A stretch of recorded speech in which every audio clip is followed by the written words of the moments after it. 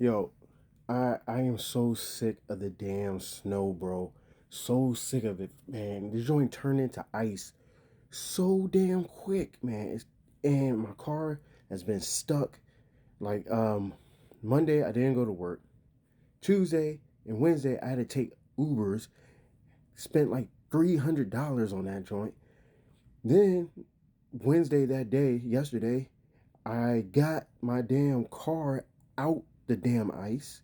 So today I was able to drive, and whatnot. Cool. And then guess what? I come home and then this ice fucks me up. How does it fuck me up? Let me show you. They turned my damn Timbs into a motherfucking flip flop, dog.